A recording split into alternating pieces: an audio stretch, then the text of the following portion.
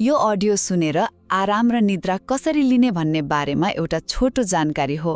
अब तपाईँ यो अडियो सुन्नलाई सबभन्दा राम्रो समय वा तरिका खोज्दै हुनुहुन्छ होला हैन?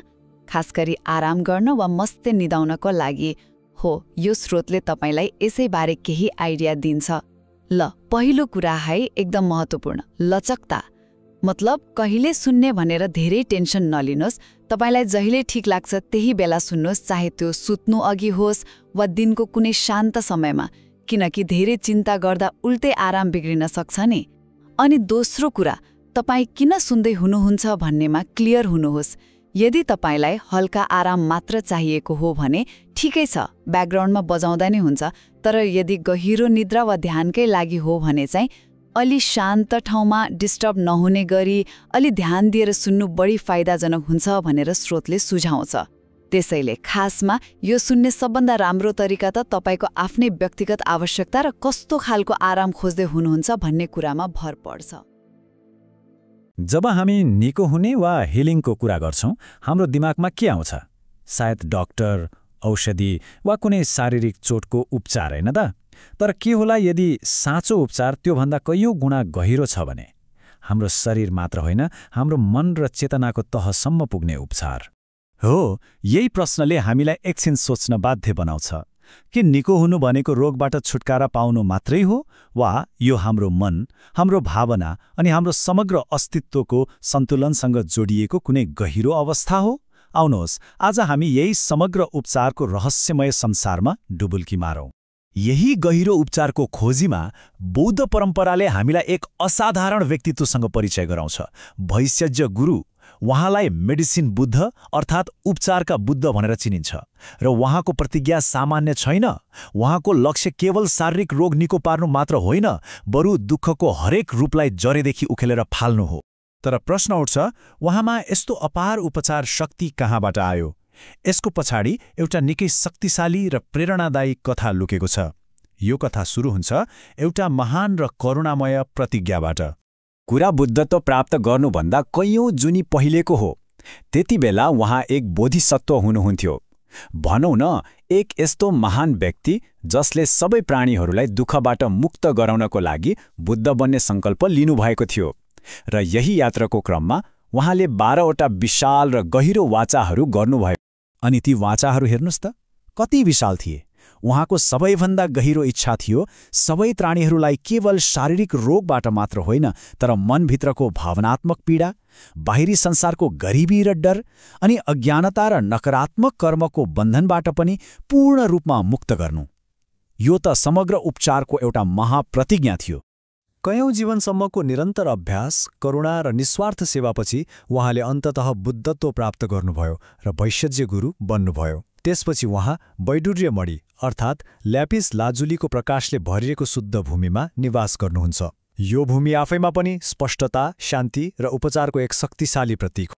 अब जब हामी वैश्यज्य गुरुको कुनै मूर्ति वा तस्बिर हेर्छौं, हामीले के देख्छौं? यो केवल एउटा सुन्दर कला मात्र होइन। उहाँको हरेक हाउभाव, उहाँले बोकेका हरेक वस्तु र उहाँको शरीरको रङ सबैले गहिरो अर्थ बोकेको छ। यो उहाँको उपचार शक्तिको एउटा प्रतीकात्मक टुलकिट जस्तै हो। सबैभन्दा पहिले त उहाँको शरीरको रङमै ध्यान दियौं। यो गहिरो नीलो रङ ल्यापिस लाजुली वा वैडूर्यमणिको रङ हो, जुन हजारौं वर्षदेखि उपचार र शुद्धतासँग जोडिएको छ। यो रङले के देखाउँछ भने उहाँसँग दुःख, पीडा र रिस जस्ता विषलाई करुणा र ज्ञान जस्तो अमृतमा बदल्ने अद्भुत शक्ति छ। अब उहाँका हातहरूमा हेरौं। उहाँको बायाँ हातमा औषधीय अमृतले भरिएको कचौरा छ, जसले मानसिक र शारीरिक सबै प्रकारका रोगहरूको उपचारलाई जनाउँछ। अनि दाहिने हातमा उहाँले हर्रो नामक एक पवित्र औषधीय बोट समात्नु भएको छ, जसलाई आयुर्वेद र तिब्बती चिकित्सामा औषधिहरूको राजा भनेर चिनिन्छ। र अन्त्यमा उहाँको अनुहारको त्यो शान्त र सौम्य भाव, यसले उपचारको अन्तिम लक्ष्यलाई देखाउँछ। त्यो हो भित्री सन्तुलन, मनको शान्ति र ज्ञानको अवस्था। किनकि साँचो स्वास्थ्य बाहिरी परिस्थितिमा मात्र होइन, हाम्रो भित्री अवस्थाबाट सुरु हुन्छ। तर एउटा प्रश्न उठ्न सक्छ, हजारौं वर्ष पुरानो यो ज्ञान आजको हाम्रो व्यस्त, तनावपूर्ण र डिजिटल जीवनमा पनि के सान्दर्भिक छ त? जवाफ हो, पहिलेभन्दा अझै धेरै। वैश्यगुरुको उपचार शारीरिक रोगहरूमा मात्र सीमित छैन, यो हाम्रो समयको सबैभन्दा ठूलो मानसिक र भावनात्मक चुनौतीहरूको लागि पनि एक समाधान हो। उहाँको शिक्षाले आजका यी आम समस्याहरूलाई सीधा सम्बोधन गर्छ, जस्तै लगातारको मानसिक तनाव र चिन्ता, मनमा गढेर बसेको भावनात्मक पीडा र पुराना चोटहरू, जीवनमा उद्देश्यको कमी वा आध्यात्मिक दिशाहीनता र हामीलाई पछाडि तानिरहने नकारात्मक बानीहरू। त्यसो भए यो गैर उपचारलाई आफ्नो जीवनमा कसरी ल्याउने त? यसका लागि एउटा एकदमै शक्तिशाली र सजिलै प्रयोग गर्न सकिने उपकरण छ, मेडिसिन बुद्धको मन्त्रको जप। यो मन्त्र हो तद्यथा ओम बेकन्जे बेकन्जे महाबेकन्जे रन्जा समुद्गते स्वाहा। यो सुन्दा केही शब्दहरूको समूह जस्तो लाग्ला, तर विश्वास के गरिन्छ भने यी ध्वनिहरूमा एक विशेष उपचारात्मक ऊर्जा र शक्ति लुकेको छ। यो मन्त्र जप गर्दा के हुन्छ त? मानिन्छ कि यसले हाम्रो शरीर र मनभित्रको उपचारात्मक ऊर्जालाई जगाइदिन्छ, हाम्रो बेचेन र भड्किरहेको मनलाई शान्त बनाउँछ र जीवनमा सन्तुलन ल्याउन मद्दत गर्छ। र सबैभन्दा सुन्दर कुरा के हो भने यो केवल आफ्नो लागि मात्र नभएर बिरामी वा दुःखमा परेका अरूको कल्याणको लागि पनि जप गर्न सकिन्छ। यो सबै कुराले हामीलाई एउटा निकै महत्त्वपूर्ण सत्यतर्फ डोर्याउँछ।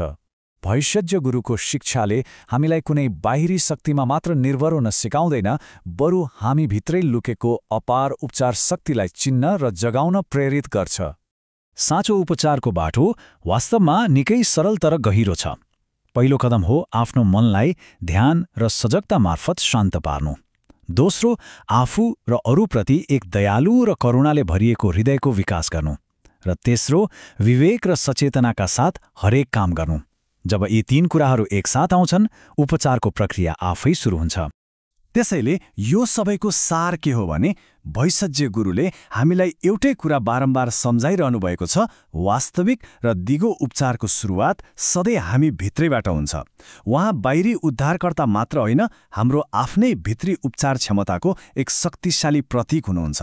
र अन्त्यमा यो एउटा सुन्दर विचारसँगै आजको चर्चालाई टुङ्ग्यौं।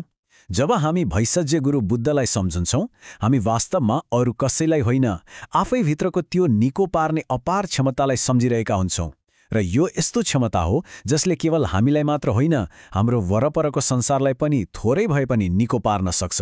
ल त आजको लागि त यति नै भयो। तर जानुअघि एउटा सानो कुरा है, हामी तपाईहरूसँग एउटा साप्ताहिक वाचा गर्न चाहन्छौँ। अबदेखि हाम्रो एउटा प्रतिबद्धता रहनेछ। हरेक बुधबार हामी एउटा नयाँ अनि एकदमै रोचक विषयमा भिडियो लिएर आउनेछौँ। यो हाम्रो पक्का वाचा भयो।